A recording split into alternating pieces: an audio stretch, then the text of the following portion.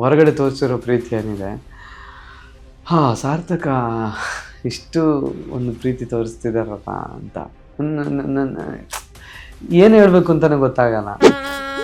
Big boss ಮನೆಗೆ entry ಕೊಟ್ಟ ಧನರಾಜ್ ದೊಡ್ಡ ಕುಟುಂಬ. ಅವ್ರು ಜಗದೀಶ್ ಸರ್ ಎಂತ ಆಟಾಡ್ಲಿಕ್ಕೆ ಬಿಡ್ತಾರ ಮಾರೆ, ಆಟಾಡ್ಲಿಕ್ಕೆ ಬಿಡುದಿಲ್ಲ. ನಮ್ಗೆ ಎಷ್ಟು ಟೆನ್ಷನ್ ಆಗ್ಬೇಡ. ಶುರು ಇದು ಪಿಕ್ಚರ್ ಅಭಿ ಚಾಲು ರಜತ್ ಅವ್ರ ಮೇಲೆ ಸಿಟ್ಟು ಬಂದಿದ್ದು ನನಗೆ ಹನುಮಂತನ ನೆರಳಲ್ಲಿದ್ದಾನೆ ಅಂತ ಹೇಳಿದ್ದು, ಮತ್ತೆ ಸರಿಯಾದ ನಿರ್ಧಾರ ತಗೊಳ್ಳೋದಿಲ್ಲ ಅಂತ.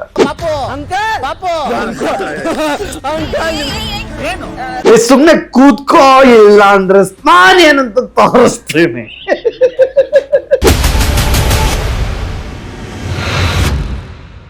ನಮಸ್ತೆ, ನೀವು ನೋಡ್ತಾ ಇದ್ದೀರಾ ಫಿಲ್ಮ್ ಬೀಟ್ ಕನ್ನಡ. ನಾನು ಯಶ್ವಂತ್. ಬಿಗ್ ಬಾಸ್ ಎಲಿಮಿನೇಷನ್ ಆಗ್ತಾ ಇದೆ. ಇನ್ನೇನು ಫಿನಾಲ್ಗೆ ಕೆಲವೇ ದಿನಗಳು ಮಾತ್ರ ಬಾಕಿ ಇದೆ. ಈ ಸರಿ ಮಿಡ್ ವೀಕ್ ಎಲಿಮಿನೇಷನ್ ಆಗಲಿಲ್ಲ, ಆದರೆ ಡಬಲ್ ಎಲಿಮಿನೇಷನ್ ಶನಿವಾರ ಮತ್ತು ಭಾನುವಾರ ಆಯಿತು. ಸೊ ಭಾನುವಾರ ಎಲಿಮಿನೇಟ್ ಆದಂಥ ವ್ಯಕ್ತಿ ಇವತ್ತು ನನ್ನ ಜೊತೆ ಗೆಸ್ಟ್ ಆಗಿದ್ದಾರೆ. ಮನೆಯೊಳಗಡೆ ಇವ್ರನ್ನೆಲ್ಲ ಚಿಕ್ಕ ಹುಡುಗ ಅನ್ಕೊಂಡಿದ್ರು. ಹಂಗೆ ಒಂದು ಟಾಂಗ್ ಕೊಟ್ಟರು. ನಾನು ಚಿಕ್ಕ ಹುಡುಗ ಅಲ್ಲ, ನನಗೊಂದು ಮಗುನೂ ಇದೆ ಅಂತ. ಬೇರೆ ಯಾರು ಅಲ್ಲ, ಧನರಾಜ್ ಇವತ್ತು ನನ್ನ ಜೊತೆ ಇದ್ದಾರೆ. ಮಾತಾಡ್ಸೋಣ. ನಮಸ್ತೆ ಧನರಾಜ್. ಹಾಯ್. ಏನು ಚಿಕ್ಕ ಹುಡುಗ ಅಲ್ಲ, ಟಾಸ್ಕ್ ಅಲ್ಲಿ ಅವ್ರು ತೋರಿಸಿದ್ರು ಅಂದ್ರೆ ನೀವು ಒಳ್ಳೆ ಚಿಕ್ಕ ಹುಡುಗ ಅಲ್ಲ. ಅದು ಒಂದು ನಾನು ಇನ್ನು ಎಪಿಸೋಡ್ ಎಲ್ಲ ನೋಡೋದಕ್ಕಷ್ಟೇ. ನಾನು ಚಿಕ್ಕ ಹುಡುಗ ಅಲ್ಲ, ಹೇಳು, ನನಗೂ ಮಗು ಇದೆ. ಸಖತ್ ಟಾಂಗ್ ಅದು. ಸೊ ಅದಕ್ಕೆ ಲೀಡ್ ನಾನು ಧನರಾಜ್ ಬರ್ತಿದ್ದಂಗೆ ಇದೇ ಲೀಡ್ ತಗೋಬೇಕು ಅಂತ ಅನ್ಕೊಂಡಿದ್ದೆ. ನೀವು ಹೇಳೋ ಚಿಕ್ಕ ಹುಡುಗ ಅಂತ ಅಂತಿದ್ರು. ಟಾಸ್ಕ್ ಅಲ್ಲಿ ಇವನು ತನ್ನ ಪ್ರೂವ್ ಮಾಡಿ ಎಲ್ರಿಗೂ ಟಕ್ಕರ್ ಕೊಟ್ಟಿದ್ದಾನೆ ಅಂತ ಹೇಳ್ತಾರೆ. ಅಂದ್ರೆ ಚೇಂಜ್ ಇರ್ಬೇಕು, ಎಕ್ಸ್ಪೆಕ್ಟ್ ಮಾಡೋದು ಹೇಳ್ಬಿಟ್ರೆ ಈ ಎಕ್ಸ್ಪೆಕ್ಟ್ ಇಂದ ನನ್ನ ಆ ಚೇಂಜ್ ಓಕೆ. ಆಕ್ಚುಲಿ ಧನರಾಜ್ ಈಗ ನಾನು ನೋಡ್ದಂಗೆ ನಾವು ಒಂದಷ್ಟು ಸಲ ಮೀಟ್ ಆಗಿದ್ವಿ, ನಾವು ಮಾತಾಡಿದ್ವಿ. ಧನರಾಜ್ ಒಂದು ಇನ್ನೋಸೆನ್ಸ್ ಅಂತ ನನಗೆ ಗೊತ್ತು. ಬಟ್ ಆ ಇನ್ನೋಸೆನ್ಸ್ ಬಿಗ್ ಬಾಸ್ ಮೇಲೆ ಹೆಂಗೆ ವರ್ಕ್ ಆಗುತ್ತೆ, ಯಾವ ಥರ ನಡೆಯುತ್ತೆ, ಎಷ್ಟು ದಿನಗಳ ಕಾಲ ಇರ್ತಾರೆ ಅನ್ನೋ ಒಂದು ಥಾಟ್ ನನಗೂ ಇತ್ತು. 100 ಕಂಪ್ಲೀಟ್ ಮಾಡ್ತಾರ, ಸೆಂಚುರಿ ಹೊಡಿತಾರ ಅಂತ. ಬಟ್ 100+ ಡೇಸ್ ಗ್ರೇಟ್ ಅಂತ ನನಗನ್ನಿಸ್ತು. ಈಗ ಬರ್ತಾ ಇರ್ಬೇಕಾದ್ರೆ ನಾನು ನೋಡಿದೆ, ಏನೋ ಒಂಥರ ಸ್ಯಾಡ್ ಆಗಿ, ಬೇಜಾರಾಗಿ, ಏನೋ ಮಿಸ್ ಮಾಡ್ಕೋತಿದ್ದೀನಿ ಅಂತ ಅನ್ನಿಸ್ತು. ಬಟ್ ಒಂದು ಜನಗಳ ಪ್ರೀತಿ ಅಂತೂ ಸಿಕ್ಕಿದೆ. ಹೊರಗಡೆ ಬರ್ತಿದ್ದಂಗೆ ವೆಲ್ಕಮ್ ಹೆಂಗಿತ್ತು, ಯಾರ್ಯಾರು ಫೋನ್ ಮಾಡಿದ್ರು, ಏನೇನು ಮಾತಾಡಿದ್ರಿ, ಏನ್ ಸಮಾಚಾರ ಅಂತ ಎಲ್ಲ 100 ಡೇಸ್ ಹೇಳಿದ್ರೆ 100+. ಕಾಲ್ ಕೂಡ 100+ ಅಲ್ಲೇ ಇದೆ. ಕಾಲ್ಗಳು ನಾನು ಎಲ್ರಿಗೂ ಆದಷ್ಟು ರಿಪ್ಲೈ ಮಾಡ್ತಾ ಇದ್ದೀನಿ. ಒಂದಷ್ಟು ಜನರಿಗೆ ರಿಟರ್ನ್ ಕಾಲ್ ಮಾಡ್ತಿದ್ದೀನಿ. ಮತ್ತೆ ದುರಹಂಕಾರ ಅಂತ ಅನ್ಕೋಬಾರ್ದಲ್ಲ. ನನ್ನ ಫ್ರೆಂಡ್ಸ್ ಎಲ್ಲ ಕಾಂಟ್ಯಾಕ್ಟ್ ಲಿಸ್ಟ್ ಅಲ್ಲಿ ಇವರೆಲ್ಲ ಇದ್ರ ಅಂತೇಳಿ ಅನ್ಸುತ್ತೆ. ತುಂಬಾ ಖುಷಿ ಕೊಟ್ಟದ್ದು ಅಂದ್ರೆ, ನಾನು ಬರ್ಬೇಕಾದ್ರೆ ತುಂಬಾ ಭಯ ಪಟ್ಟಿದ್ದೆ. ಏನೋ ಆಗಿದೆ ಹೊರಗಡೆ, ಅದಕ್ಕೆ ಹೊರಗಡೆ ಬರ್ತಿದ್ದೇನೆ ಅನ್ನೋ ಥರ. ಬಟ್ ಹೊರಗಡೆ ತೋರಿಸಿರೋ ಪ್ರೀತಿ ಏನಿದೆ, ಸಾರ್ಥಕ ಇಷ್ಟು ಒಂದು ಪ್ರೀತಿ ತೋರಿಸ್ತಿದಾರಲ್ಲ ಅಂತ ಏನು ಹೇಳ್ಬೇಕು ಅಂತಾನೆ ಗೊತ್ತಾಗಲ್ಲ. ಇದೊಂದು ಬಿಗ್ ಬಾಸ್ ಹೋಗೋದಕ್ಕಿಂತ ಮುಂಚೆ ಒಂದು ಲೋಕ, ಬಂದ ಮೇಲೆ ಇದೊಂದು ಮಾಯಾಲೋಕ ಅನ್ನೋ ಥರ. ಅದನ್ನ ಉಳಿಸ್ಕೊಳ್ಳೋ ಜವಾಬ್ದಾರಿ ಇನ್ನು ಜಾಸ್ತಿ ಇದೆ. ಇದೊಂದು ಹೌದು, ಈ ಹಂತಕ್ಕೆ ಬಂದಿರೋದು ಬಿಗ್ ಬಾಸ್ ವೇದಿಕೆ ಮುಖಾಂತರ ಈ ಹಂತಕ್ಕೆ ಬಂದಿದ್ದೀನಿ. ಇನ್ನು ಅದನ್ನ ಕಾಪಾಡ್ಕೊಳ್ಳೋ ಜವಾಬ್ದಾರಿ ದೇವ್ರು ನಂಗೆ ಇನ್ನೂ ಶಕ್ತಿ ಕೊಡ್ಬೇಕು. ಕೊಡ್ಲಿ. ಸ್ಟಾರ್ಟಿಂಗ್ ಹೋಗ್ತೀರಾ ವೇದಿಕೆ ಮೇಲೆ, ಸುದೀಪ್ ಸರ್ ಹತ್ರ ಒಂದಷ್ಟು ಮಾತಾಡಬೇಕಾದ್ರೆ ಸುದೀಪ್ ಸರೇ ಒಂದು ಚಮಕ್ ಕೊಡ್ತಾರೆ ನಿಮಗೆ. ಅಲ್ಲೇ ನಿಮಗೆ ಗಾಬರಿ ಬಿದ್ದೋಗ್ಬಿಟ್ಟಿರುತ್ತೆ. ಸೊ ಅದು ಹೋಗ್ತಿದ್ದಂಗೆ ಆಫ್ಟರ್ ದಟ್ ಅದಾಗುತ್ತೆ. ಸೊ ಎಲ್ಲ ಮಾತಾಡ್ತಾರೆ, ಕಳಿಸ್ತಾರೆ, ಹೋಗ್ತೀರಾ ಮನೆ ಒಳಗಡೆ. ಆ ಒಂದು ಇನ್ನೋಸೆನ್ಸ್ ಧನರಾಜ್ನೇ ನಾವು ನೋಡ್ತೀವಿ. ಜಗಳ ಆಡಲ್ಲ, ಏನೋ ಯಾರೋ ಜೋರ್ ಮಾತಾಡ್ತಿದ್ದಂಗೆ ಸ್ವಲ್ಪ ಒಂಚೂರು ಭಯ ಪಡ್ಕೊಳ್ಳೋ ಥರ, ಆ ಥರದ್ದೇ ನಾವು ಧನರಾಜ್ನ ನೋಡ್ತಾ ಇರ್ತೀವಿ. ಎಲ್ಲೋ ಆ ಒಂದು ಗಲಾಟೆನೇ ನೋಡ್ದಿರುವಂಥ ಇದರಲ್ಲಿ ಖುಷಿಯಾಗಿದ್ದಂಥ ಕುಟುಂಬದಿಂದ ಬಂದು ಒಂದು ದೊಡ್ಡ ಗಲಾಟೆ ಕೇಳ್ತಿದ್ದಂಗೆ ನಿಮ್ಮ ಮೇಲೆ ಒಬ್ರು ಎಗ್ರು ಬೀಳ್ತಿದ್ದಾರೆ ಅಂತ ಅಂದಾಗ ಆ ಟೈಮಲ್ಲಿ ಹೆಂಗೆ ಅನಿಸ್ತಾ ಇತ್ತು? ನಾನು ಅದನ್ನೆಲ್ಲ, ಆದರೆ ಇಂಥದ್ದೆಲ್ಲ ಸಿಚುವೇಶನ್ ಬರುತ್ತೆ, ಅವಾಗ ನೀವು ಹೇಗೆ ರಿಯಾಕ್ಟ್ ಮಾಡಬೇಕು ಅನ್ಸುತ್ತೆ ಮಾಡಿ ಅನ್ನೋ ಥರನೇ. ನಾನು ಜಗಳ ಎಲ್ಲ ಆಡಲ್ಲ ಅನ್ನೋ ಥರ ಇದ್ದವ. ನೋಡಿ, ಜಗಳ ಆಡಲ್ಲ ಅಂತ ಅಂದ್ರೂ ಕೂಡ ಅಲ್ಲಿ ಜಗಳ ಆಗೋ ಥರ ನನಗೆ ಸನ್ನಿವೇಶ ಎದುರು ಆಗಿ ನಾನು ರಿಯಾಕ್ಟ್ ಮಾಡ್ತೀನಿ. ಅದು ನೋಡೋಕೆ ನನಗೆ ಅನ್ಸ, ಏನ್ ಕಿರ್ಚಾಡಿದ್ದೀನಪ್ಪ ಅಂತ. ನಂಗದು ಇಷ್ಟನೂ ಇಲ್ಲ. ಆ ಥರ ರಿಯಾಕ್ಟ್ ಆಗಿದೆ ಅಂದರೆ ನಾವು ಓಪನ್ ಅಪ್ ಆಗಿದ್ದೀವಿ ಅಂತಾನೆ ಅರ್ಥ. ಸೊ ನಾನು ಬಿಗ್ ಬಾಸ್ಗೆ ಥ್ಯಾಂಕ್ಸ್ ಹೇಳ್ಬೇಕು. ಯಾಕಂದರೆ ನಾವೆಷ್ಟು ಓಪನ್ ಅಪ್ ಆಗ್ತೀವೋ ಅವಾಗ ನಾವು ಏನು ಅನ್ನೋದು ನಮ್ಗೆ ನಾವು ಅರ್ಥ ಮಾಡ್ಕೊಳಕ್ಕೆ ಸಾಧ್ಯ ಆಗುತ್ತೆ. ಇಂಥ ಸಿಚುವೇಶನ್ ಬೇಡ, ಈ ಸಿಚುವೇಶನ್ ಹೋದ್ರೆ ನಾನು ಈ ಥರ ಆಗುತ್ತೆ, ಸೊ ಬೇರೆ ದಾರಿಲಿ ಹೋಗೋಣ ಅಂತಿದ್ದವನಿಗೆ ಪರವಾಗಿಲ್ಲ, ಇಂಥ ಸಿಚುವೇಶನ್ ಎಷ್ಟು ಬರಲಿ ಬೇಕಾದ್ರೆ ನಾನು ಫೇಸ್ ಮಾಡ್ತೀನಿ ಅಂತ ಬಿಗ್ ಬಾಸ್ ಕಲಿಸ್ಕೊಡುತ್ತೆ ಅಂತ ಅನಿಸ್ತು. ಸ್ಟಾರ್ಟಿಂಗ್ ರೇಸ್ ಅಲ್ಲಿ ಜಿಂಕೆ ಅಂತ ಒಂದು ಟಾಸ್ಕ್ ಕೊಟ್ಟು ಎಲ್ಲೇ ಹೋದ್ರು ಜಿಂಕೆ ತರ ಜಿಗಿಬೇಕು ಹಂಗೆ ಹಿಂಗೆ ಅಂತ, ಜಿಂಕೆ ಅಂತ ಅಲ್ಲಿಂದಾನೆ ಶುರು ಆಗುತ್ತೆ. ಸೊ ಆ ಟೈಮಲ್ಲೇ ನಿಮಗೂ ಮತ್ತೆ ಲಾಯರ್ ಅವ್ರಿಗೂ ಒಂದು ಕ್ಲಾಶ್ ಆಗುತ್ತೆ. ಅವತ್ತಿಗೆ ಒಂದು ಅಗ್ರೆಸಿವ್ ಆಗಿರುವಂತ ಧನರಾಜ್ನ ನಾವು ನೋಡ್ತೀವಿ. ಅನ್ನೋದು, ಎಗರಾಡ್ಬೇಡ ಅಂದಾಗ ಎಗರಾಡೋದು, ಆ ಥರ ಎಲ್ಲ. ಸೊ ಆ ಟೈಮಲ್ಲಿ ಹೆಂಗೆ ಅನ್ನಿಸ್ತಾ ಇತ್ತು ಅವ್ರಿಗೆ? ಈಗ ಏನೇ ಮಾತಾಡಿದ್ರು ರಾಂಗ್ ಆಗಿ ಮಾತಾಡ್ತಾ ಇದ್ರು ಸೊ ಒಂದಷ್ಟು ಕಂಟೆಸ್ಟೆಂಟ್ಗಳ ಮಧ್ಯೆ. ಸೊ ನಿಮ್ದು ಅಂತ ಸರದಿ ಬಂದಾಗ, ನಿಮ್ಮ ಹತ್ರ ನಾನು ಹಿಂಗೆ ಮಾತಾಡ್ತಿದ್ದೀನಿ ಅಂತ ಅಂದಾಗ, ಆ ಟೈಮಲ್ಲಿ ಅದು ಓಕೆ ಸೂಕ್ತ ಅಂತ ಅನಿಸ್ತಾ, ಇಲ್ಲ ನನಗೆ ಗೊತ್ತಿಲ್ದಂಗೆ ಅದೊಂದು ಆ ಧನರಾಜ್ ಕಾಣಿಸ್ಕೊಂಡ ಅಂತ ಅನಿಸ್ತಾ? ನಾನು ಆ ಇಶ್ಯೂ ಬಂದಾಗ ಅವ್ರು ಜಗದೀಶ್ ಸರ್ ಎಂತ ಆಟಾಡ್ಲಿಕ್ಕೆ ಬಿಡ್ತಾರ ಮಾರೆ, ಆಟಾಡ್ಲಿಕ್ಕೆ ಬಿಡುದಿಲ್ಲ. ನಮ್ಗೆ ಎಷ್ಟು ಟೆನ್ಷನ್ ಆಗ್ಬೇಡ. ನಾನು ಬೇರೆ ಉಸ್ತುವಾರಿ ಆಗಿದ್ದೇನೆ ಅಂತ ಬಂದಾಗ ಎಷ್ಟು ಖುಷಿ ಪಟ್ಟೆ. ಫಸ್ಟ್ ಟೈಮ್ ಉಸ್ತುವಾರಿ ಅಂತ ನಾನು ಅಲ್ಲಿ ಬೆವರು ಹರಿಸ್ತಾರೆ ಅಂತ ನಂಗೇನು ಗೊತ್ತಿತ್ತು. ಎಲ್ಲ ಬಂದು ನನ್ನ ಮೇಲೆ ಎಗರ್ತಿದ್ದಾರೆ. ನಾನು ಯಾರ ಹತ್ರ ಚೆನ್ನಾಗಿ ಮಾತಾಡ್ತಿದ್ದೆ ಅವರೆಲ್ಲ ಬೈತಿದ್ದಾರೆ. ನಂಗೆ ಗೊತ್ತಿರ್ಲಿಲ್ಲ ಅದೆಲ್ಲ ಆದ್ಮೇಲೆ ಇವರೆಲ್ಲ ಚೆನ್ನಾಗಿ ಮಾತಾಡುವರು ಅಂತ. ನನ್ನ ಕಲ್ಪನೆಯಲ್ಲಿ ಇವ್ರು ಇಲ್ಲಿಂದ ಶುರು ಆಗುತ್ತೆ, ನಾನು ಎಲ್ಲರನ್ನ ಎದುರಾಕೊಂಡೆ ಅನ್ನೋ ಥರ ನಾನು ಈ ಆಟದಲ್ಲಿ ಮಾತ್ರ ಅಲ್ಲ ಅಂತ. ಬಟ್ ಬಿಗ್ ಬಾಸ್ ಅಲ್ಲೂ ಕೂಡ ಬಂದು ಅವರು ಹೇಳುವಂಥ ಸಲಹೆ ಇರ್ಬೋದು, ಅದು ನಮಗೆ ಒಂದು ಮೋಟಿವೇಟ್ ಮಾಡುತ್ತೆ. ನಂಗೆ ಈಗಲೂ ಅದೊಂದು ಬೇಜಾರಿದೆ, ನಾನು ಯಾಕೆ ಅಲ್ಲಿ ಅಸಿಸ್ಟೆಂಟ್ನ ತಗೊಂಡೆ. ನಂಗೆ ಗೊತ್ತಿರಲಿಲ್ಲ ಅಲ್ಲ ಉಸ್ತುವಾರಿ ಫಸ್ಟ್ ಟೈಮ್ ಆಗ್ತಿರೋದು ಒಂದು ಆಟ ಟಾಸ್ಕ್ ಅಂತ ಬಂದಾಗ. ಅದಕ್ಕೆ ಬಿಗ್ ಬಾಸ್ ಇತಿಹಾಸದಲ್ಲಿ ಫಸ್ಟ್ ಟೈಮ್ ಉಸ್ತುವಾರಿಯಾಗಿ ಕೊಟ್ಟಿದ್ದೇವೆ ಅಂತ. ಎಲ್ಲ ಹೊಸದಾಗಿತ್ತು ಬಿಗ್ ಬಾಸ್ ಇತಿಹಾಸದಲ್ಲಿ. ಫಸ್ಟ್ ಟೈಮ್ ಬಿಗ್ ಬಾಸ್ ಧ್ವನಿ ಕೇಳಿಸ್ತಿಲ್ಲ ಅಂದವ್ರು ನೀವೇ ಅಂತ. ಇಷ್ಟು ಕ್ರಿಯೇಟ್ ಮಾಡಕ್ ಶುರು ಮಾಡಿದ್ದೀನಿ ಅನ್ನೋ ಥರ ಫೀಲಲ್ಲಿ ಶುರು ಆಯ್ತು. ಆ ಟೈಮಿಗೆ ಬೇಡವಾಗಿತ್ತು. ಬಟ್ ಜಗದೀಶ್ ಸರ್ ಅದೇ ಹೇಳ್ತಾರಲ್ಲ, ಮರುದಿನ ಬಂದು ಹೆಂಗೆ ನೋಡಿದ್ಯಾ ನಿನ್ನ ಹೀರೋ ಮಾಡಿದ್ ನಾನು ಅದೊಂದು ಬೇರೆದಾಯ್ತಾ. ಬರ್ತಾರೆ, ಎಷ್ಟು ಇರೋ ಅಷ್ಟು ಕ್ಯಾಮ್ರಾ ಜೊತೆ ಒಂದೊಂದು ನಿಮಿಷ ಎಲ್ಲ ಮಾತಾಡ್ಕೊಂಡ್ ಬರ್ತಾರೆ. ಒಂದೊಂದು ಕ್ಯಾಮ್ರಾದಲ್ಲಿ 5-5 ನಿಮಿಷ ಮಾತಾಡ್ಕೊಂಡ್ ಬರ್ತಾರೆ. ಬಂದು ಸುಮ್ಮನೆ ಬರ್ತಾರೆ. ಧನರಾಜ್ ಏನ್ ಮಾಡ್ತೀವಿ? ಸ್ನಾನ ಮಾಡ್ಬೇಕಷ್ಟೇ, ಬೇಗ ಮಾಡೋ, ನಾನು 20 ಕ್ಯಾಮ್ರಾದಲ್ಲಿ 28 ಕಂಟೆಂಟ್ ಕೊಟ್ಟಿದ್ದೀನಿ, ನೀನ್ ಏನ್ ಮಾಡ್ತಿದ್ಯಾ? ಬಟ್ ಆ ಮನುಷ್ಯ ಎಂಟರ್ಟೈನ್ಮೆಂಟ್ ಮತ್ತೆ ಏನಾದ್ರು ಮಾಡ್ಬೇಕು ಅನ್ನೋದು ಇತ್ತಲ್ಲ, ಮಾಡ್ತಿದ್ರು. ಬಟ್ ಜಗಳ ಅಂದಾಗ ಅಂಡ್ ಅದಾದ್ಮೇಲೆ ನಿಮ್ಮ ರಜತ್ ಒಂದು ಮಧ್ಯೆ ನಡೆಯುತ್ತೆ. ಸೊ ಅದು ಕಾಮಿಕ್ ಆಗಿ ತಗೊಂಡು ಹೋಗ್ಬೇಕು ಅಂತ ಅನ್ಕೋತೀರಾ, ಬಟ್ ಅದು ಅಗ್ರೆಷನ್ಗೆ ಚೇಂಜ್ ಆಗುತ್ತೆ. ಸೊ ಅದಾದ್ಮೇಲೆ ಮತ್ತೆ ಅವ್ರ ಬಗ್ಗೆ ಏನು ಹೇಳಿದಾಗ ಟಿವಿ ಇರುತ್ತೆ, ಮತ್ತೆ ಬಂದು ಗುದ್ದದು, ಸೊ ಅಲ್ಲೂ ಮತ್ತೆ ಇನ್ನೊಂದು ಇಷ್ಟ ಆಗೋದೆ ಇದಕ್ಕೆ ಕಾಮಿಕಲ್ ಆಗಿ ತಗೋಬೇಕು ಅಂತ ಅಂತೀರ ಅಂತಾರ. ಅದು ಕಾಮಿಕಲ್ ಆಗಿ ಇತ್ತು, ಲಾಸ್ಟಿಗೆ ನನ್ನೇ ಕಾಮಿಕ್ ತರ ಆಯ್ತು. ನಾನು ಅನ್ಕೊಂಡಿರ್ಲಿಲ್ಲ ರೀ. ಅದು ಕೂಡ ರಜತ್ ಅವ್ರ ಮೇಲೆ ಸಿಟ್ಟು ಬಂದಿದ್ದು ನನಗೆ, ಹನುಮಂತ ನನ್ನ ನೆರಳಲ್ಲಿದ್ದಾನೆ ಅಂತ ಹೇಳಿದ್ದು, ಮತ್ತೆ ಸರಿಯಾದ ನಿರ್ಧಾರ ತಗೊಳ್ಳೋದಿಲ್ಲ ಅಂತ.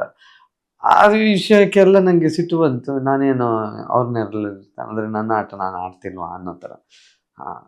ಅಲ್ಲೆಲ್ಲ ನಂಗೆ ರಜತ್ ತುಂಬಾ ಡಾಮಿನೇಟ್ ಮಾಡ್ತಿದ್ದಾರೆ ಅನ್ನೋ ಥರ ಅನಿಸ್ತಿತ್ತು. ಆ ವಿಚಾರ ಬಂದಾಗ ನನಗೆ ಸುದೀಪ್ ಸರ್ ಬಂದು ಹೇಳಿದಾಗಲೇ ಗೊತ್ತಾದ್ದು ನನ್ನಿಂದಲೇ ತಪ್ಪು ಶುರುವಾಗಿದೆ ಅಂತ. ಹಾಗೆ ಮಾಡಬಾರ್ದಿತ್ತು ಅನ್ನೋದು ಗೊತ್ತಾಗಿತ್ತು. ಮತ್ತು ರಜತ್ ಅವರಿಗೂ ಕೂಡ ನನ್ನ ಹತ್ರ ಒಂದು ಒಳ್ಳೆ ಬಾಂಡಿಂಗ್ ಇತ್ತು. ಪಾಪ ಅವ್ರು ಹೇಳ್ತಿದ್ರು, ಧನು ಹತ್ರನೇ ನಾನು ಫ್ರೆಂಡ್ಶಿಪ್ ಮಾಡ್ಕೊಳ್ಳೋದು ಅಂತ. ಆ ಜಗಳ ಆದಾಗ ನನಗೂ ಅನಿಸ್ತಿತ್ತು ಈ ಮನುಷ್ಯನ ಹತ್ರ ಜಗಳ ಆಡಬಾರ್ದು ಅಂತ.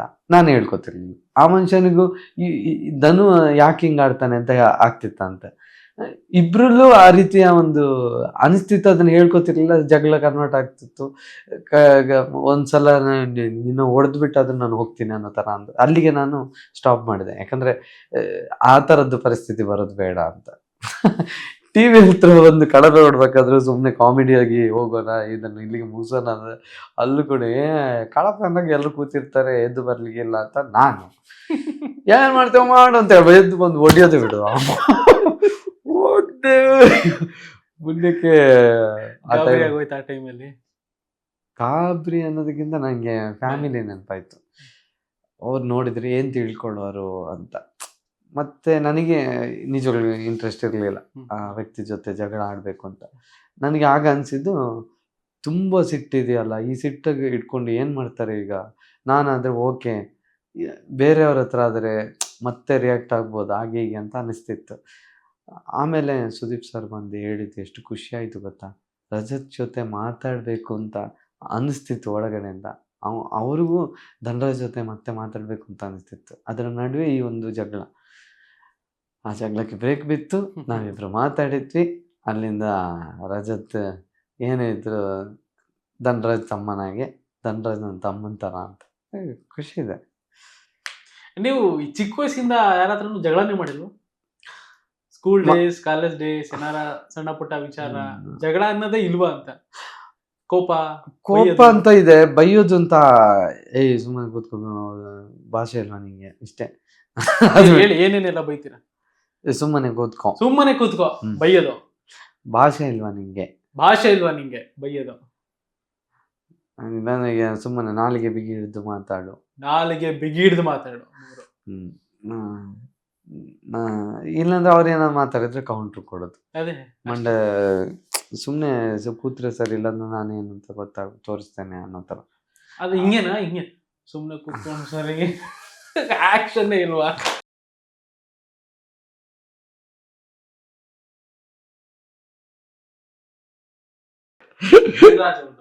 ಇಲ್ಲ, ನಾನೇನು ಗೊತ್ತು, ಕಾಲೇಜಲ್ಲಿ ಒಬ್ರು ಮಾಸ್ಟ್ರು ಸರಿಯಾಗಿ ಪಾಠ ಮಾಡ್ತಿಲ್ಲ ಅಂತ ಹೇಳಿ ಇಡೀ ಕ್ಲಾಸ್ನವರು ಸೇರಿ ಅವ್ರನ್ನ ತೆಗಿಬೇಕು ಅಂತ ಡಿಸೈಡ್ ಮಾಡ್ತಾರೆ. ಅಂದ್ರೆ ಕಂಪ್ಲೇಂಟ್ ಮಾಡ್ಬೇಕು ಅಂತ.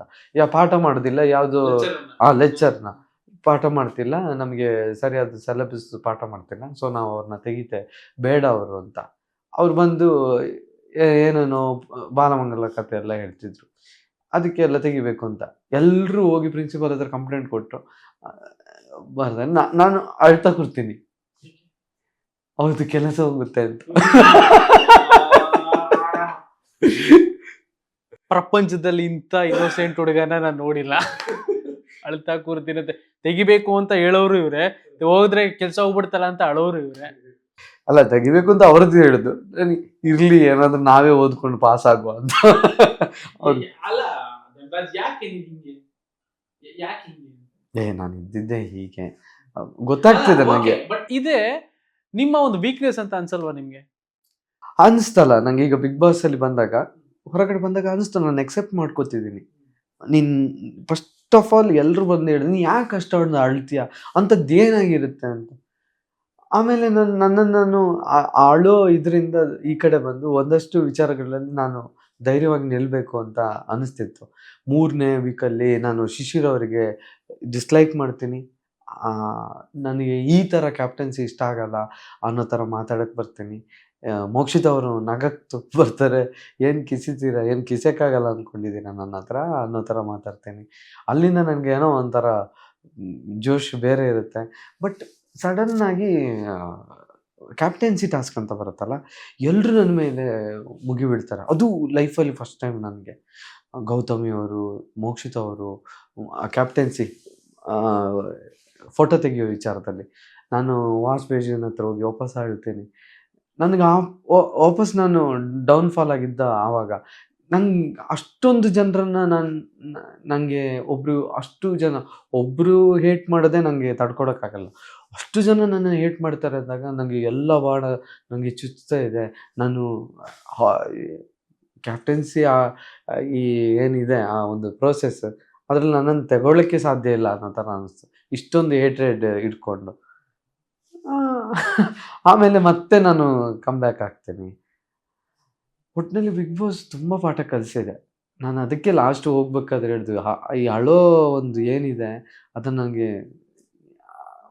ಗೆದ್ದು ಬರೋಕ್ಕೆ ಆಗಲಿಲ್ಲ. ಮತ್ತೆ ಆ ಎಮೋಷ್ನಲ್ಗೆ ಹೋಗ್ತಿದ್ದೇನೆ. ಅದು ಏನಕ್ಕೆ ಅಂತ ಗೊತ್ತಾಗ್ತಿಲ್ಲ, ನಿಜವಾಗ್ಲೂ ಈಗಲೂ ಅರ್ಥ ಆಗ್ತಿಲ್ಲ. ನಾವು ಅಳ್ಬಾರ್ದು ಈ ಸಿಚುವೇಶನಲ್ಲಿ ಅಂತ ಅನ್ಕೋತೀನಿ, ಆದರೂ ಕಣ್ಣಲ್ಲಿ ನೀರು ಬರುತ್ತೆ. ನನ್ನನ್ನು ನಾನು ಎಲ್ಲರೂ ವೀಕ್ ಅಂದ್ಕೋತಾರೆ ಅನ್ನೋದು ನೀವು ಹೇಳ್ತಿದ್ದೀರಲ್ಲ, ಅದು ಗೊತ್ತಾಗ್ತಿದೆ. ನಾನು ಯಾವಾಗ ಕೂಗ್ತೀನಿ ಅದಾಗ ವೀಕ್ ಅಂತ ಅನ್ಸುತ್ತೆ. ಬಟ್ ಇನ್ನು ಎದುರಿಸ್ಬೇಕು. ಎದುರಿಸ್ತೇನೆ. ಬಿಗ್ ಬಾಸ್ ಮನೆಯಲ್ಲಿ ಒಂದಷ್ಟು ದಿನಗಳ ಕಾಲ ಇರ್ತೀರಾ, ಒಂದಷ್ಟು ಫ್ರೆಂಡ್ಶಿಪ್ ಮಾಡ್ತೀರಾ. ಸೊ ಮತ್ತೆ ಇನ್ನೊಂದು ಫ್ರೆಂಡ್ಶಿಪ್ ಆಗದೆ ನಿಮ್ಮ ದೋಸ್ತ ಹನುಮಂತು ಬಂದಾಗ. ಸೊ ಸ್ಟಾರ್ಟಿಂಗ್ ಹೊರಗಡೆ ಹನುಮಂತು ರಿಯಾಲಿಟಿ ಶೋಸ್ಗಳೆಲ್ಲ ಮಾಡಬೇಕಾದ್ರೆ ಹನುಮಂತು ಬಗ್ಗೆ ಇದ್ದಂಥ ಒಪಿನಿಯನ್ ಏನು, ನಿಮ್ಮ ಒಂದು ಫ್ರೆಂಡ್ಶಿಪ್ ಸ್ಟಾರ್ಟ್ ಆದಮೇಲೆ ಹನುಮಂತ ಮೇಲೆ ಬಂದಂಥ ಒಪಿನಿಯನ್ ಏನು? ನನಗೆ ಹನುಮಂತಣ್ಣಂದು ಸಾಂಗ್ಸ್ ಕೇಳಿದ್ದೆ. ಹನುಮಂತಣ್ಣ ಹಳ್ಳಿಯಿಂದ ಬಂದಿರೋ ಹುಡುಗ, ಅವ್ರು ಈ ರೀತಿ ಇದ್ದಾರೆ ಅನ್ನೋದು. ಬಟ್ ತೀರಾ ಜಾಸ್ತಿ ಏನು ಗೊತ್ತಿರಲಿಲ್ಲ, ಅಷ್ಟೇ ಗೊತ್ತಿದ್ದಿತ್ತು ನನಗೆ. ಅವ್ರು ಮಾತಾಡೋ ಸ್ಟೈಲಿನ ನೋಡಿದ್ದೀನಿ, ಯಾವುದೋ ಒಂದು ವಿಡಿಯೋ ರೀಲ್ಸಲ್ಲಿ ಎಲ್ಲೋ ಇವರಿಗೆ ಸಪೋರ್ಟ್ ಮಾಡಿ ಅವರಿಗೆ ಸಪೋರ್ಟ್ ಮಾಡಿ ಅಂದಾಗ ಬರ್ತ್ಡೇ ವಿಶಸ್ ಅಂಥದ್ದೆಲ್ಲ ನೋಡಿದ್ದೀನಿ. ಹನುಮಂತು ಗೊತ್ತು, ಅಷ್ಟೇ ಬಿಟ್ಟರೆ ತೀರಾ ಪರ್ಸ್ನಲ್ ಆಗಿ ಏನು ಗೊತ್ತಿರಲಿಲ್ಲ. ಆ ವ್ಯಕ್ತಿ ಬಂದಾಗ ನನಗೆ ಇನ್ನೋಸೆಂಟ್ ಇದೆ ಅನ್ನೋದು ಗೊತ್ತಿತ್ತು. ಮತ್ತು ಆ ಊಟ ಮಾಡಬೇಕಾದ್ರೆ ಬಿಗ್ ಬಾಸಿಗೇನೆ ಹೇಳ್ತಾರೆ, ನಾವು ಊಟ ಮಾಡ್ತೀನಿ ರೀ ಆಮೇಲೆ ಅಂಥದ್ದೆಲ್ಲ ಮಾಡಿದಾಗ ನನಗೆ ಫಸ್ಟಿಗೆ ಅನಿಸಿದ್ದು, ಈ ವ್ಯಕ್ತಿ ಇಲ್ಲಿದ್ದರೆ ಮನೆಯವರಿಂದ ಬೈಸ್ಕೋತಾರೆ, ಅಂದರೆ ಏನಾದರೂ ವಿಚಾರಕ್ಕೆ ಬೈಸ್ಕೊಳ್ಳೋ ಚಾನ್ಸಸ್ ಇದೆ. ಅಂದರೆ ಸ್ವಿಮ್ಮಿಂಗ್ ಪೂಲಿಂದ ನೀರು ಮುಖ ತೊಳೆಯೋದು, ಅದಕ್ಕೆ ಯಾರಾದರೂ ಬೈಯೋದು, ಅದು ನನಗೆ ಆಗ್ತಿರ್ಲಿಲ್ಲ. ಎಲ್ಲೋ ಒಂದು ಕಡೆ ಬೈಬೋದು ಅಂತ. ಈವನ್ ಲಾಸ್ಟ್ಗೂ ಕೂಡ ನಾನು ಅವರು ಹಾರ್ಲಿಕ್ಸ್ ಕಪ್ ಸ್ವಿಮ್ಮಿಂಗ್ ಪೂಲಲ್ಲಿ ಹೀಗೆ ತೊಳೆಯೋದು. ದೋಸ್ತ ಬೇಡದು, ನಿಂಗೇನಾಗುತ್ತೋ ಏನಾಗುತ್ತೆ ಸುಮ್ಮನೆ ದೋಸ್ತ, ನಿಂಗೆ ಯಾರ ಬೈದ್ರೆ ನಂಗೆ ಆಗಲ್ಲ ದೋಸ್ತ ಅಂತ. ನಾನು ದೋಸ್ತ ಏನು ದೋಸ್ತ, ನನ್ನ ಜೀವನ ಇದು, ಅವ್ರು ಯಾರು ನನ್ನ ಹತ್ರ ಹೇಳಕ್ಕೆ ಅಂತ. ಮತ್ತೆ ಬ್ರಷ್ ಮಾಡ್ತಾರ ಅದರಲ್ಲಿ ಒಂಥರ ಮಜ್ಜಾ ಕ್ಯಾರೆಕ್ಟರ್ ಅದು. ನನ್ನ ಪ್ರಕಾರ ಅದನ್ನ ತಡೆ ಹಿಡಿಬಾರ್ದು. ನೀನು ಹಾಗೆ ಮಾಡಬೇಡ, ಹೀಗೆ ಮಾಡಬೇಡ. ಅವರು ಕೂಡ ಹೇಳಿದ ಮಾತು ಕೇಳಲ್ಲ. ಆ ಕ್ಯಾರೆಕ್ಟರ್ ಹೇಗಿದೆ ಹಾಗೆ ಬಟ್ ಅವ್ರು ಹಂಗ್ ಬೆಳೆದು ಬಂದಿದ್ದಾರೆ, ಅದನ್ನ ಹಂಗೆ ಬಿಟ್ಬಿಡ್ಬೇಕು ಅನ್ನೋದು. ಲುಂಗಿ ಅಂಗಿ ಕೆಲವರು ಅದನ್ನ ಹೇಳ್ತಾರೆ, ಸ್ಟ್ರಾಟಜಿ ಮಾಡ್ತಿದ್ದಾನ ಅವನು, ಅವ್ನಿಗೆ ಗೊತ್ತಿದೆ ಹಾಗೆ ಹೀಗೆ ಅಂತ. ಬಟ್ ಅಷ್ಟೇ ಕ್ಲೆವರ್ ಅಂತ ಅನ್ಸಲ್ವಾ? ಆ ಒಂದು ಜಡ್ಜ್ಮೆಂಟ್ ಅವೆಲ್ಲ ನೋಡ್ತಾ ಇದ್ರೆ ತುಂಬಾ ಕ್ಲೆವರ್, ಬುದ್ಧಿವಂತಿಕೆ ಜಾಸ್ತಿ. ನಾನು ಆ ಬುದ್ಧಿವಂತಿಕೆಯನ್ನು ಯಾವ ರೀತಿ ಯೋಚನೆ ಮಾಡ್ತೇನೆ ಅಂದರೆ, ನಾವೆಲ್ಲ ಓದಿದೊಂದು ಸಿಸ್ಟಮೆಟಿಕ್ ಎಜುಕೇಷನ್ ಸ್ಟೈಲಲ್ಲಿ ಅವರು ಜನರ ಜೊತೆ ಬೆರೆತು ಬಂದಿರುವಂಥ ಬುದ್ಧಿವಂತಿಕೆ. ಆ ಬುದ್ಧಿವಂತಿಕೆ ಬೇರೆ, ಈ ಬುದ್ಧಿವಂತಿಕೆ ಬೇರೆ. ಹಾಗಾಗಿ ಹನುಮಂತನ ಸ್ಪೆಷಲ್ ಆಗಿ ಕಾಣಿಸ್ತಾರೆ. ಬಟ್ ಎಲ್ಲೋ ಹನುಮಂತು ನಿಮ್ಮ ದೋಸ್ತ, ನಿಮ್ಮ ದೋಸ್ತಿ ಎಲ್ಲ ಓಕೆ, ಆ ಕ್ಲೆವರ್ನೆಸ್ ಓಕೆ. ಬಟ್ ಎಲ್ಲೋ ಒಂದ್ ಕಡೆ ನಿಮಗೆ ಹನುಮಂತು ಮೋಸ ಮಾಡ್ದ ಅಂತ ಅನಿಸ್ಲಿಲ್ವಾ? ಈಗ ಫಿನಾಲೆ ಟಿಕೆಟ್ ಅವ್ರು ಹೋಗಿದ್ರು, ಸೇವ್ ಮಾಡ್ಬೋದಿತ್ತು, ನನ್ನ ದೋಸ್ತಾನೇ ಸೇವ್ ಮಾಡ್ಬೋದಿತ್ತು, ಮೋಕ್ಷಿತನ ಮಾಡಿದ್ರು. ಸೊ ನಿಮ್ಮನ್ನ ಸೇವ್ ಮಾಡ್ಕೊಂಡು ನಿಮ್ಮನ್ನೇ ಕರ್ಕೊಂಡು ಹೋಗ್ಬೋದಿತ್ತಲ್ಲ. ಹಾಗೆ ನನ್ನನ್ನು ಕರ್ಕೊಂಡು ಹೋದ್ರೆ ನನಗೂ ವ್ಯಾಲ್ಯೂ ಇರ್ತಿರ್ಲಿಲ್ಲ. ಯಾಕಂದ್ರೆ ಆಲ್ರೆಡಿ ಆ ವೀಕಲ್ಲಿ ನಾನು ತಪ್ಪು ಮಾಡಿದ್ದೆ. ಬಟ್ ಅದೇ ನೀವು ಹೇಳಿದ್ರಂಗೆ ಗೊತ್ತಿಲ್ಲದೆ ಇರುವಂತ ತಪ್ಪು, ಎಲ್ಲರೂ ಅದೇ ನೋಡ್ಕೊಂಡು ಮಾಡ್ತಿದ್ದಾರೆ ಅನ್ನೋ ಕಾರಣಕ್ಕೆ ನಾನು ಮಾಡಿದೆ ಅಂತ. ಸೊ ತಪ್ಪು ತುಂಬಾ ಹೈ ಲೆವೆಲ್ಗೆ ಹೋಗಿದ್ರೆ ಅವತ್ತೇ ನೀವು ಹೊರಗಡೆ ಹೋಗ್ತಾ ಇದ್ರಿ. ಬಟ್ ಬಿಗ್ ಬಾಸ್ ಅದನ್ನ ಕ್ಷಮಿಸಿದ್ದಾರೆ ಅಂಡ್ ನೀವು ಅದನ್ನ ವಾಲಂಟಿಯರ್ ಒಪ್ಕೊಂಡಿದ್ದೀರಾ. ನನ್ನ ಹೆಸರನ್ನು ತಗೊಂಡು ನಾಮಿನೇಷನ್ಗೆ ನನ್ನ ಹೆಸರನ್ನು ತಗೊಳ್ಳಿ, ಕನ್ಸಿಡರ್ ಮಾಡಿ ಅಂತ ನೀವಾಗ ಒಪ್ಕೊಂಡಿದ್ದೀರಾ ವಿಡಿಯೋ ನೋಡ್ತಿದ್ದಂಗೆನೆ. ಸೊ ಅದೆಲ್ಲ ನಿಮ್ಗೆ ಅರಿವಾಗಿದೆ, ಹೌದು ನಾನು ತಪ್ಪು ಮಾಡಿದ್ದೀನಿ, ನಾನು ಇದಕ್ಕೆ ಇದೀನಿ ಅಂತ. ಸೊ ಅದಾದ್ಮೇಲೆ ಅದೇನು ಮಾಡಲಿಲ್ಲ, ಅವತ್ತಿನ್ಗೆ ಮಿಡ್ಬಿಕ್ ಎಲಿಮಿನೇಷನ್ ಬಿಟ್ರು ಅಂತ ಅಂದಾಗ ಓಕೆ, ಗೊತ್ತಿಲ್ದಿರ ಆಗಿರುವಂಥದ್ದು. ಇಷ್ಟು ಜೊತೆಲೆ ಊಟ ಮಾಡಿದೀವಿ, ಜೊತೆಲೆ ಮಲಗಿದೀವಿ, ಜೊತೆಲೆ ಸ್ನಾನ ಮಾಡಿದೀವಿ, ಓಕೆ ಕರ್ಕೊಂಡು ಹೋಗೋಣ ನನ್ನ ದೋಸ್ತಾನು ಅಂತ ಒಂದು ಯೋಚನೆ ಮಾಡಿದ್ರೆ ಇವತ್ತು ನೀವು ಇಷ್ಟು ಬೇಗ ಕುತ್ಕೊಂಡು ನನ್ನ ಜೊತೆ ಇಂಟರ್ವ್ಯೂ ಆಗ್ತಿರ್ಲಿಲ್ಲ. ಹನುಮಂತಣ್ಣ ಒಂದು ಟಾಸ್ಕ್ ವಿಚಾರದಲ್ಲಿ ಪಂಚಾಯಿತಿ ಮಾಡಬೇಕಾದ್ರೆ ಅದನ್ನು ಒಪ್ಕೊಳ್ಳದೆ ಇದ್ದಾಗ ಒಂದು ಸ್ಟೇಟ್ಮೆಂಟ್ ಕೊಡ್ತಾರೆ, ಅದು ರದ್ದಾದರೆ ಆಗಲಿ, ನನ್ನ ಉಸ್ತುವಾರಿ ಮಾಡ್ಬೇಕಾದ್ರೆ ರದ್ದಾದರೆ, ಟಾಸ್ಕ್ ರದ್ದಾದರೆ ಆಗಲಿ ಅನ್ನೋ ಥರ. ಅದಕ್ಕೆ ಸುದೀಪ್ ಸರ್ ಒಂದು ಕ್ಲಾಸ್ ತಗೋತಾರೆ. ಇನ್ನೊಂದು ಸಲ ಟಾಸ್ಕನ್ನು ಡಿಸೈನ್ ಮಾಡೋರಿಗೆ ರೆಸ್ಪೆಕ್ಟ್ ಕೊಡದೇ ಇದ್ದು ರದ್ದಾಯಿತು ಅಂತ ಅಂದರೆ ನಿಮ್ಗೆ ಎಷ್ಟು ಫಾಲೋವರ್ಸ್ ಇರಲಿ, ನಾನು ನಿಮ್ಮನ್ನು ಮನೆಯಿಂದ ಆಚೆ ಕಳಿಸ್ತೀನಿ ಅಂತ ಒಂದು ವಾರ್ನಿಂಗ್ ಕೊಡ್ತಾರೆ. ಆ ಥರ ಮಾತಾಡೋದು ತಪ್ಪು ಅಂತ. ಈ ವಿಚಾರದಲ್ಲೂ ಅದೇ ಥರ ಆಗಿತ್ತು.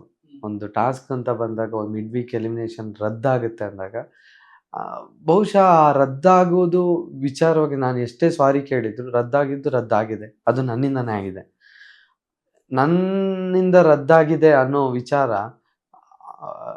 ಮಿಡ್ ವೀಕ್ ಎಲಿಮಿನೇಷನಲ್ಲಿ ರದ್ದಾಗಿರೋದು ಹನುಮಂತ ನನಗೆ ಅದು ಒಂದು ನೆಗೆಟಿವ್ ಕಪ್ ಮಾರ್ಕ್ ಆಗಿ ಕಾಣಿಸಿರ್ಬೋದು. ನಂಗೆ ಗೊತ್ತಿಲ್ಲ, ನಾನು ಅದರ ಬಗ್ಗೆ ಚರ್ಚೆ ಮಾಡೋಕ್ಕೆ ಹೋಗಲಿಲ್ಲ. ನನಗೆ ಅದು ಅವರ ಅನಿಸಿಕೆ ಏನಿದೆ ಅದು ಅವರ ಅನಿಸಿಕೆ, ಅದನ್ನು ನಾನು ನನಗೆ ಮೋಸ ಆಗಿದೆ ಅನ್ನೋ ಥರ ನಾನು ಯಾವತ್ತೂ ತಿಳ್ಕೊಳ್ಳಲ್ಲ, ಅದರ ಬಗ್ಗೆ ಹೇಳೋಕ್ಕೂ ಹೋಗಲಿಲ್ಲ. ಅವರ ಪ್ರಕಾರ ಆಗಿರ್ಬೋದು ಅಂತ ಅನಿಸುತ್ತೆ ರದ್ದಾಗಿರೋದು. ಈ ವಿಚಾರದಲ್ಲಿ ನಾನೇನಾದರೂ ಧನುಗೆ ಸಪೋರ್ಟ್ ಮಾಡಿದೆ, ದೋಸ್ತನಿಗೆ ಸಪೋರ್ಟ್ ಮಾಡಿದೆ, ನಾಳೆ ಅದೇ ಬರ್ಬೋದು. ಫ್ರೆಂಡ್ಶಿಪ್ಪು ನೋಡ್ದ, ಇಷ್ಟರವರೆಗೆ ಆಟ ಅಂತ ಮಾಡ್ದ, ಆಟದಲ್ಲಿ ಫ್ರೆಂಡ್ಶಿಪ್ ತರಲಿಲ್ಲ, ಈಗ ಫ್ರೆಂಡ್ಶಿಪ್ ತಂದಿದ್ದಾನೆ ಅನ್ನೋ ಥರ. ಬಹುಶಃ ನನಗನ್ಸುತ್ತೆ ಆ ಥರ ಏನಾದರೂ ಆಗ್ತಿದ್ರೆ ರದ್ದು ಮಾಡಿರೋ ಇವನನ್ನು ಟಾಸ್ಕ್ ವಿಚಾರದಲ್ಲಿ ರದ್ದಾಗಿ ಫಿನಾಲೆಗೆ ಕರೆದ ಅಂತ ಅವ್ರಿಗೂ ಬ್ಲ್ಯಾಕ್ ಮಾರ್ಕ್ ಆಗ್ತಿತ್ತು, ನನಗೂ ಬ್ಲ್ಯಾಕ್ ಮಾರ್ಕ್ ಆಗ್ತಿತ್ತು. ಯಾಕಂದರೆ ಅಲ್ಲಿ ಆ ವೀಕಲ್ಲಿ ತಪ್ಪು ಮಾಡಿದವನನ್ನೇ ನೀನು ಸೇವ್ ಮಾಡಿದ್ದೀಯ ಅನ್ನೋ ಥರ ಆಗ್ಬಿಡ್ಬೋದೇನೋ ಅಂತ. ದೋಸ್ತ ಮಾಡಿ ಸರಿ ಇದೆ. ದೋಸ್ತ ನನ್ನ ಪ್ರಕಾರ ಸರಿ. ಯಾಕೆ ಈ ಪ್ರಶ್ನೆ ಮಾಡಿದೆ ಅಂತಂದರೆ, ಒಂದಷ್ಟು ಜನ ಕಮೆಂಟ್ಗಳು, ಒಂದಷ್ಟು ಜನ ಪ್ರಶ್ನೆ ಮಾಡ್ತಿರೋ ಒಂದು ಕ್ಲಾರಿಟಿ ಸಿಗಲಿ ಅನ್ನೋ ಕಾರಣಕ್ಕೆ. ಗೊತ್ತಾಯ್ತು, ನಾನು ಆ ಪ್ರಶ್ನೆ ಗಮನಿಸಿದ್ದೀನಿ. ಬಹುಶಃ ನಾನು ದೋಸ್ತ ಬರಬೇಕಾದ್ರೆ ನನ್ನ ಒಂದು ಮತ್ತು ಅವರ ಬಾಂಧವ್ಯದಲ್ಲಿ ನಾನು ಆ ಒಂದು ಎಮೋಷ್ನಲ್ ಆಗಿರೋ ರೀತಿಗೆ ಪಾಪ ಎಲ್ಲೋ ಒಂದು ಕಡೆ ಅವ್ರಿಗೂ. ಬಟ್ ಇನ್ನೊಂದು ಇದಕ್ಕೆ ಆ್ಯಡ್ ಮಾಡ್ತೀನಿ, ಏನು ಅಂತಂದರೆ ಯಾವುದೋ ಒಂದು ಟೈಮ್ ನೀವು ಇಬ್ರು ಕನ್ವರ್ಸೇಷನ್ ಮಾಡಬೇಕಾದ್ರೆ ಇದೊಂದು ಆಗುತ್ತೆ, ದೋಸ್ತ ಸುದೀಪ್ ಸರ್ ಕೈ ಹಿಡ್ಕೊಂಡ್ರೆ ಈ ಕಡೆ ನನ್ನ ಕೈ ಇರಲಿ, ಈ ಕಡೆ ನಿನ್ನ ಕೈ ಇರಲಿ ಅನ್ನೋದು, ರನ್ನರ್ ವಿನ್ನರ್ ಯಾರೊಬ್ರು ಆಗಲಿ ಅಂತ. ಸೊ ಇಬ್ರು ಹಿಂಗಿದ್ದಿದ್ರೆ ಮಧ್ಯದಲ್ಲಿ ಸುದೀಪ್ ಸರ್, ಈ ಕಡೆ ಇಬ್ರು ದೋಸ್ತಗಳು ಇದ್ದಿದ್ರೆ ಹಿಂಗಿರೋದು ಅಂತ ಒಂದಷ್ಟು ಜನ ಯೋಚನೆ ಮಾಡ್ತಾ ಇರಬಹುದೇನೋ. ನಾನು ಆ ಪ್ಲೇಸಲ್ಲಿ ಕೂತಾಗ ದೋಸ್ತನಿಗೆ ಹೇಳ್ತೀನಿ ಸೀರಿಯಸ್ ಆಗಿ ಇರು ಅಂತ. ಆ ದೋಸ್ತ ಸೀರಿಯಸ್ ಆಗಿ ಇರೋದಿಲ್ಲ, ಅದಕ್ಕೆ ಹಿಂಗಾಗಿರೋದು. ನಾನು ಹೇಳೋದೇ ಹೇಳ್ತೀನಾ, ಅಕಸ್ಮಾತ್ ಆಗಿಲ್ಲ ಅಂದರೆ ಸುದೀಪ್ ಸರ್ ಸೆಟ್ ಎಲ್ಲ ಕ್ಲೋಸ್ ಆದ್ಮೇಲೆ ಸುದೀಪ್ ಸರ್ ಹತ್ರ ರಿಕ್ವೆಸ್ಟ್ ಮಾಡ್ಕೊಂಡು ಒಂದು ಫೋಟೋ ತಗೊಳ್ಳೋಣ ಅಂತ ಹಂಗೆ ಆಗೋ ಥರ ಆಯ್ತು. ಈಗ ಆ ಸ್ಥಳದ ಮಹಿಮೆ ಇದೆಯಲ್ಲ, ಅದು ಬೇರೆ ಥರ, ನಿಮ್ಗೆ ಗೊತ್ತಿಲ್ಲ ಅದ್ರ ಪವರ್. ಕೇಳಿಸ್ಕೊಂಡ್ವಿ ನಾವು, ನೀವು ನಿಮ್ಮ ಮಡದಿ ಏನ್ ಹೇಳಿದ್ರಿ ಅನ್ನೋದು ಕೇಳಿಸ್ಕೊಂಡ್ವಿ ಅಲ್ಲ.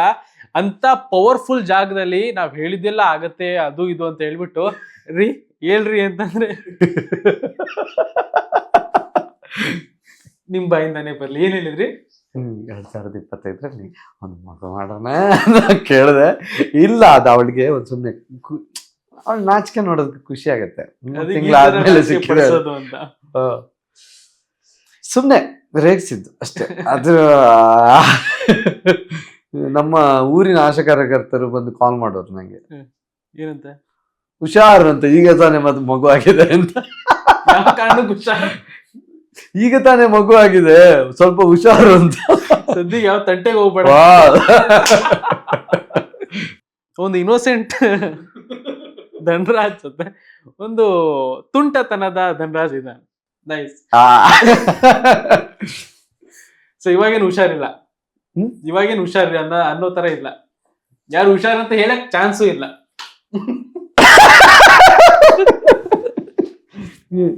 ನಮ್ ಮನೆ ಕತೆ ಬಿಡ್ರಿ, ನಮ್ಮ ಹುಷಾರ್ ನಾವ್ ನೋಡ್ಕೋತೀವಿ. ನಿಮ್ ತಂಟೆಗೆ ಬರೋ ಸೊ ಅಲ್ಲಿ ಆ ಜಾಗದ ಮಹಿಮೆ ಬೇರೆ, ತಥಾಸ್ತು ಅಂದಿರುತ್ತೆ ಅಷ್ಟೇ. ಹಂಗೆ ಆಯ್ತಾ ಅಂತ ದೋಸ್ತಂದು ವಿಚಾರದಲ್ಲಿ. ಇಲ್ಲ, ಇನ್ಮೇಲೆಲ್ಲ ಪಾಸಿಟಿವ್ ಆಗ್ಲಿ. ಅಂಡ್ ಮನೆ ಒಳಗೆ ಹೋಗ್ಬೇಕಾದ್ರೆ ನಿಮ್ ಪಾಪು ಇನ್ನು ಚಿಕ್ಕದು, ಎಷ್ಟು ಮಿಸ್ ಮಾಡ್ಕೊಂಡ್ರಿ ಆ ಒಂದು ಆಟ ಆಡ್ಸುವಂಥದ್ದು, ಆ ಚೈಲ್ಡ್ಹುಡ್, ಆಮೇಲೆ ಆ ಫಾದರ್ಹುಡ್ ಅಂತ ಇರುತ್ತೆ, ಆ ಒಂದು ಕ್ಷಣಗಳನ್ನ, ಅದೆಲ್ಲ ಆ ಕಣ್ಬಿಡೋ ಟೈಮ್ ಆಗಿರ್ಬೋದು, ಇಲ್ಲ ಕೈ ಇಟ್ಕೊಳ್ಳೋದಾಗಿರ್ಬೋದು, ಕೆಲವೊಂದು ಇರುತ್ತೆ ಸಣ್ಣ ಪುಟ್ಟ. ಎಷ್ಟು ಮಿಸ್ ಮಾಡ್ಕೊಂಡ್ರಿ ಈ ಒಂದು 100+ ಡೇಸ್? ನಾನು ಹೇಳ್ದಂಗೆ ಬಿಗ್ ಬಾಸ್ ಕಾಲ್ ಬಂದಿದ್ದೆ ಅವಳು ಹುಟ್ಟಿದ ಮೇಲೆ, ಅವಳಿಲ್ಲೇ ನನಗೆ ಸಿಕ್ತು ಅನ್ನೋ ಥರ. ಒಂಥರ ನನಗೆ ಪ್ರಸಿದ್ಧಿ ಬಂದ ಮೇಲೆ ಒಂದು ಲಕ್ ಚೇಂಜ್ ಆಯಿತು ಅನ್ನೋ ಥರ ಅಂದ್ಕೊಂಡಿದ್ದೀನಿ. ಅದಾಗಿದ್ದು ಕೂಡ ಅವಳ ಜೊತೆ ನಾನು ಆ್ಯಕ್ಚುಲಿ ನಾನು ದೇವರಿಗೆ ಥ್ಯಾಂಕ್ಸ್ ಹೇಳಬೇಕು. ಯಾಕಂದರೆ ಪ್ರತಿಯೊಬ್ಬರು ಕೂಡ ಇರಬೇಕು ಆ ಟೈಮಲ್ಲಿ, ಹಸ್ಬೆಂಡ್ ಜೊತೆಗೆ ಇರಬೇಕು ಅಂತ ಬಯಸ್ತಾರೆ. ನಾನು ಯೂಟ್ಯೂಬ್ ಮಾಡ್ತಿರೋದ್ರಿಂದ ಅಲ್ಲೇ ನನ್ನ ಕೆಲಸ ಇತ್ತು. ಮೊದಲೆಲ್ಲ ಯಾವ ಕಂಪ್ನಿಯಲ್ಲಿ ಕೆಲಸ ಮಾಡಬೇಕಿತ್ತು, ಈಗ ಅಲ್ಲೇ ಇತ್ತು, ಅಲ್ಲೇ ಇದ್ಕೊಂಡು ರಾತ್ರಿ ಎಲ್ಲ ಆ ಮಗಳ ಹತ್ತಾಗ ನನಗೆ ಅದು ಅವಳನ್ನ ಸಮಾಧಾನ ಮಾಡೋದೇ ದೊಡ್ಡ ಖುಷಿ. ನಾನೇ ಅವಳ ಹತ್ರ ಹೇಳ್ತೇನೆ, ನೀನು ಸಮಾಧಾನ ಮಾಡಬೇಡ, ನಾನು ಸಮಾಧಾನ ಮಾಡ್ತೀನಿ ಅಂತ. ಮಕ್ಕಳಂದ್ರೆ ತುಂಬ ಇಷ್ಟ, ಮಕ್ಕಳನ್ನ ನೋಡ್ಕೊಳ್ಳೋದು ಅಂದರೆ ತುಂಬ ಇಷ್ಟ. ಅಂತ ಏನಿಗೆ ಮಗುನ ಬಿಟ್ಟು, ಅದು ನನ್ನ ಮಗಳನ್ನೇ ಬಿಟ್ಟು ನಾನು ಹೋಗೋದಂದಾಗ ತುಂಬ ಬೇಜಾರಾಯಿತು. ಒಂದು ಫಸ್ಟ್ ಒಂದು 2-3 ವೀಕಲ್ಲೆಲ್ಲ ನನಗೆ ತುಂಬ ಕಾಡ್ತಿತ್ತು. ಆಮೇಲೆ ಅಡ್ಜಸ್ಟ್ ಆಗೋಕ್ಕೆ ಶುರು ಆಯಿತು. ಆನಂತರ ಯಾವಾಗ ಒಂದು 2 ತಿಂಗಳಾಗುತ್ತೆ, 3 ತಿಂಗಳಾಗುತ್ತೆ, ಆ ತಿಂಗಳು ಆದಾಗ ಮುಖ ನೋಡಬೇಕು ಅಂತ ತುಂಬ ಆಸೆ ಆಗ್ತಿತ್ತು. ಅಂದರೆ ಚೈತ್ರ ಅವ್ರು ಹೇಳ್ತಿದ್ರು, ಈಗ ನಿಮ್ಮ ಮಗು ಒಂದಷ್ಟು ತೆವಳೋದೆಲ್ಲ ಮಾಡ್ತಾಳೆ, ಅದನ್ನೆಲ್ಲ ಮಿಸ್ ಮಾಡ್ಕೊಂಡಲ್ಲ. ಯಾಕೆ ನಾನು ಅಂದರೆ ಇಂಥ ಟೈಮಲ್ಲಿ ಇಲ್ಲಿ ಬಂದಿದ್ದೀನಿ ಅನ್ನೋ ಥರನೇ ಅನ್ನಿಸ್ತು ನನ್ನ. ಆಮೇಲೆ ಆ ಥರನೂ ಅನಿಸುತ್ತೆ. ಮತ್ತು ಇದೊಂದು ದೊಡ್ಡ ಅವಕಾಶ, ಈ ಅವಕಾಶನ ನೀನು ಮಿಸ್ ಮಾಡಿಕೊಂಡ್ರೆ ಮತ್ತೆ ಸಿಗಲ್ಲ. ನೀನೇನೇನು ಮಾಡ್ತಿದ್ದಿ ನಿನ್ನ ಮಗಳಿಗೋಸ್ಕರನೇ ಅಂದ್ಕೋ ಅನ್ನೋ ಥರ ನನಗೆ ನಾನು ಧೈರ್ಯ ತೊಗೊಂಡು ಮುಂದೆ ಹೋಗ್ತಿದ್ದೆ. ಆದರೂ ಕಂಟ್ರೋಲ್ ಆಗ್ತಿರ್ಲಿಲ್ಲ ರೀ. ಮಗಳನ್ನ ನೆನೆಸ್ಕೊಂಡಾಗ ಕಣ್ಣಲ್ಲಿ ನೀರು ಬರ್ತಿತ್ತು, ಗೊತ್ತಿಲ್ಲದೆ ಕಣ್ಣಲ್ಲಿ ನೀರಲ್ಲಿ ಬರ್ತಿತ್ತು. ಪರವಾಗಿಲ್ಲ ಬಿಡಿ, 2ನೇ ಪ್ಲಾನ್ ಮಾಡ್ತಿದ್ದೀರಲ್ಲ, ಪ್ರತಿ ಕ್ಷಣನೂ ನೀವು ಅನುಭವಿಸಿದ ಮೊಮೆಂಟ್. ಎಸ್. ಆಮೇಲೆ ಯಾರಿಗೂ ಗೊತ್ತಿಲ್ಲದೆ ಇರೋದು ಒಂದು ಮಾಡಿದೀರ ನೀವು.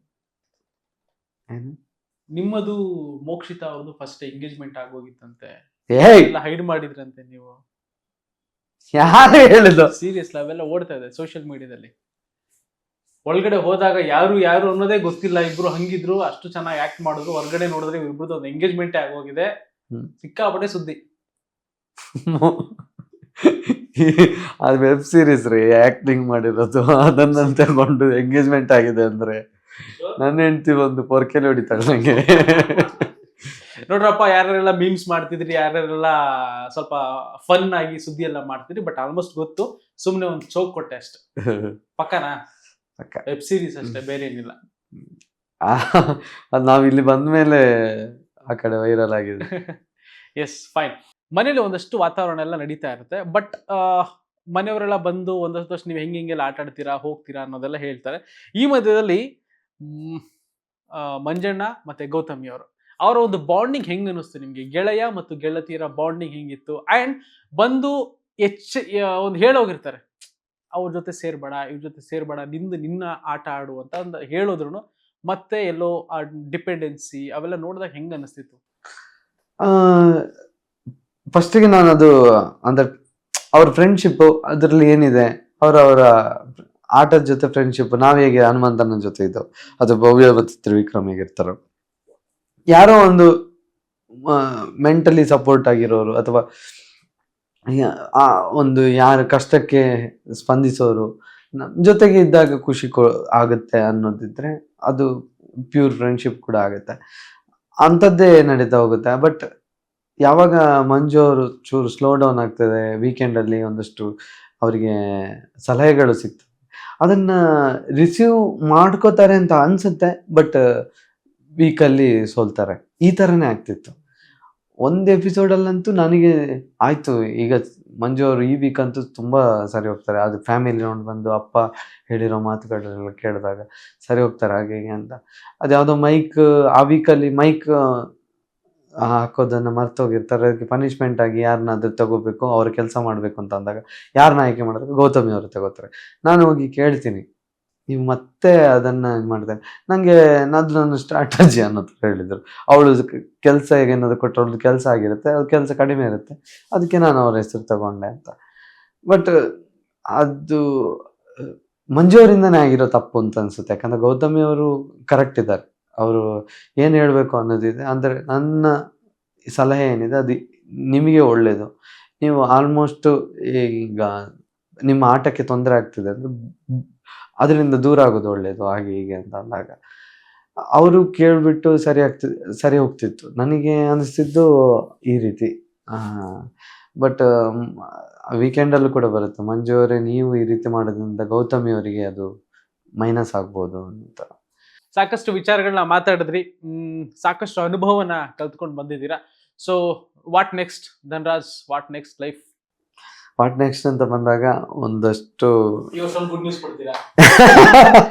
ಏನ್ರಿ ನಾನು ಇರೋದು ಅದಕ್ಕೆ ಅನ್ನೋ ಥರ ಅಲ್ಲ, ಕ್ಷೇತ್ರದ ಮಹಿಮೆ. ಕ್ಷೇತ್ರದ ಮಯ. ಇನ್ನ ಯೂಟ್ಯೂಬ್ ಅದು ಅಲ್ಲಿಂದಲೇ ಬಂದಿರೋದು, ಅದನ್ನು ಕಂಟಿನ್ಯೂ ಮಾಡಬೇಕು. ಸೋಷಿಯಲ್ ಮೀಡಿಯಾದಲ್ಲಿ ಕಂಟೆಂಟ್ ಕ್ರಿಯೇಟ್ ಮಾಡೋದು ಒಂದು ಸ್ಟೆಪ್ ಡಿಫ್ರೆಂಟ್ ಆಗಿ ಮಾಡಬೇಕು ಅನ್ನೋ ಯೋಚನೆ ಇದೆ. ಮೊದಲು ಹೇಗಿತ್ತು ಆ ಒಂದು ಸ್ಟೈಲ್ಗಿಂತ ಡಿಫ್ರೆಂಟ್ ಆಗಿರಬೇಕು. ಆಬ್ವಿಯಸ್ಲಿ ಗೊತ್ತು, ಜನರು ಹೊಸ ನನ್ನ ಇಷ್ಟಪಡೋರು, ಪ್ರೀತಿಸೋರು ನಂಗೆ ಜೊತೆ ಆಗಿದ್ದಾರೆ. ಅವರಿಗೆ ನಾನೇನು ಅನ್ನೋದನ್ನು ಇನ್ನಷ್ಟು ಅರ್ಥ ಮಾಡಿಸ್ಬೇಕು, ಅದರಲ್ಲಿ ನಾನು ಗೆಲ್ಲಬೇಕು.